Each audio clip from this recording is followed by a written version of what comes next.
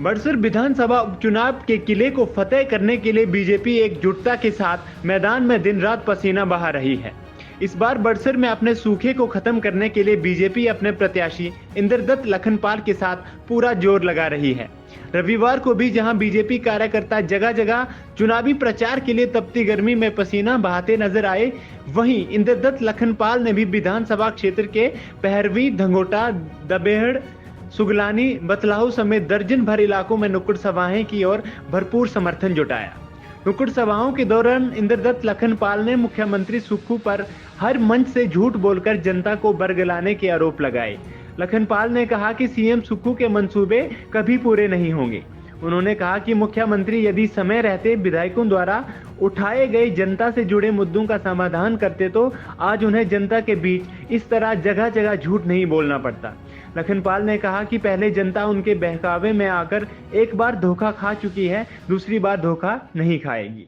ताकि वहाँ पे अच्छे से काम नहीं हो पाता, इसलिए हमने उसके लिए नया एक वो बनाया था, वहाँ पे बिल्डिंग का एस्टिमेट कि वहाँ 16 करोड़ में नई बिल्डिंग बनाएंगे, लेकिन उसका भी मुख्यमंत्री ने कोई पैसा नहीं दिया, वो भी पेंडिंग पड़ा हुआ। एक करा में हमारा मुख्यमंत्री लोक भवन बन रहा था, पिछले 5 साल से वो काम हो रहा था, उसमें 35 लाख रुपए खर्चा हुआ, 30 लाख रुपया और चाहिए था। मुख्यमंत्री से मैंने निवेदन किया कि आप 30 लाख रुपए इसके लिए दे दें ताकि हम इसको कंप्लीट कर दें, लेकिन 1 साल में मुख्यमंत्री 30 लाख रुपए नहीं दे सके। ये हमारे लिए शर्मनाक विषय और क्या हो सकता है। ये हमारे बिजली के जो काम है सारे मुख्यमंत्री ने रोक के रखे। हमारा 132 केवीए का सब स्टेशन बड़ा हुआ है कोटला में बिजली विभाग का, क्योंकि बिजली विभाग का मंत्रालय भी मुख्यमंत्री के पास है, लेकिन दुर्भाग्य ये है कि 9 महीने से उस संयंत्र को आज तक विभाग को समर्पित नहीं कर पाए मुख्यमंत्री। क्यों नहीं कर पाए? क्योंकि जो ठेकेदार है उसके 26 करोड़ रुपए देने को है और सरकार के पास पैसा है नहीं। तो फिर आप मुख्यमंत्री से मैंने कहा, जनाब आप उनसे जब पैसा ही अरेंज नहीं हो रहा तो फिर आप इस कुर्सी पे बैठ के आपने करना भी क्या। दूसरे एक श्रम कल्याण बोर्ड था हमारा, उसको बंद कर दिया। आपको याद होगा, आप लोग भी बहुत सारे मेंबर होंगे उसमें।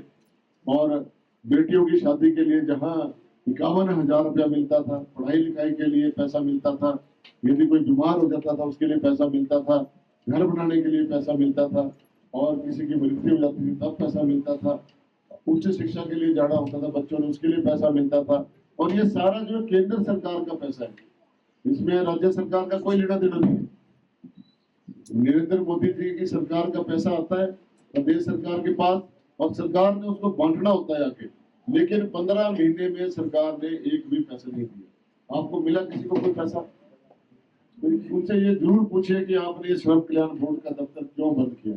आज भाई मुकेश बबली जी हमारे बीच में नहीं है, उन्होंने बिजली के अंदर में श्रम कल्याण बोर्ड का ऑफिस खोला, जिससे हमारे लोगों को बहुत सुविधा हुई थी, क्योंकि लोगों को हमीरपुर जाना पड़ता था पहले, तो आज हमीरपुर नहीं जाना पड़ता था, लेकिन मुख्यमंत्री ने उसको भी बंद कर दिया।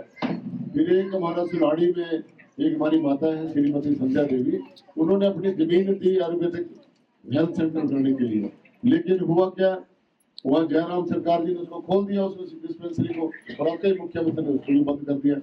बिजली की हमारी चौकी थी, बड़े लंबे समय से अस्थायी तौर पर चली हुई है, उसका कोई रिकॉर्ड नहीं है, वैसे ही चलाई हुई है बिना कागजों के। उसको स्थायी करने के लिए और भुट्टा की चौकी को स्थायी करने के लिए जयराम सरकार ने उसको नोटिफिकेशन कर दी, लेकिन आते ही मुख्यमंत्री ने उनको भी डिनोटिफाई कर दिया। तो ये मुख्यमंत्री तो सिर्फ संस्थान बंद करने वाले मुख्यमंत्री कहलाए जाएंगे। एक मुख्यमंत्री थे हमारे शांता कुमार जी, जिन्होंने हैंडपंप लगाने शुरू किए थे। एक मुख्यमंत्री थे हमारे प्रेम कुमार धूमन जी, जिन्होंने सड़कों का जाल बिछाया। और एक मुख्यमंत्री हैं हमारे सुक्खू जी, जिन्होंने संस्थान बंद किए। इनको ये सुक्खू नहीं दुक्खू सरकार है। यहाँ हम सोच रहे सुख सरकार आएगी, ये तो सुख सरकार नहीं है, ये दुख सरकार है। सबको दुखी करना, चाहे वो एम्प्लॉइज हो, चाहे वो हमारे अनएम्प्लॉयड बच्चे हैं, उनके लिए कुछ नहीं सोचा इन्होंने। आउटसोर्स कर्मचारियों के लिए बोलते थे हम उनके लिए नीति बनाएंगे, कोई नीति नहीं बनाई। एसएमसी टीचरों के लिए बोल रहे थे हम कुछ करेंगे, उनके लिए कुछ नहीं करा। और जो करुणा मूल्य के आधार पर नौकरियां मिलनी थी बच्चों को, उसमें भी कुछ नहीं किया। 400 दिन तक वो बच्चे चौड़ा मैदान में हड़ताल में बैठे रहे, बर्फ में, आंधी में, तूफान में, गर्मी में, लेकिन मुख्यमंत्री महोदय का मन नहीं पसीजा।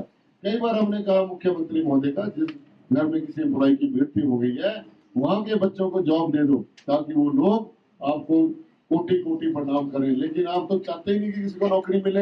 आपने स्टाफ सिलेक्शन बोर्ड ही भंग कर दिया। अरे बोर्ड भंग करने की क्या जरूरत थी? अगर वहां पे किसी व्यक्ति ने भ्रष्टाचार किया, आपने उसको पकड़ लिया, आपने उसको सजा दे दी, तो आप उसको बंद करने का क्या जरूरत थी? आपने दफ्तर ही बंद कर दिया कि ताकि यहाँ कोई नौकरी मांगनी ना है। ये है हमारे सुखू जी की सरकार। वहीं इस दौरान बीजेपी प्रत्याशी इंद्रदत्त लखनपाल जहां भी गए उनका लोगों ने भरपूर स्वागत किया और लखनपाल ने बड़े हर्ष से कहा कि बड़सर की जनता मेरा परिवार है और अपने परिवार के लिए जो कुछ संभव हो सका वह मैंने किया है।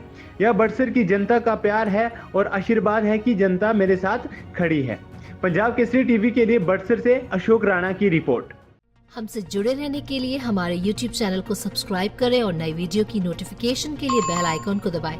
अगर आप ये वीडियो Facebook पर देख रहे हैं तो लाइक जरूर करें और ज्यादा से ज्यादा शेयर करें। इसी तरह के और भी अपडेट्स के लिए फॉलो करें हमारा Instagram पेज himachal.kesri।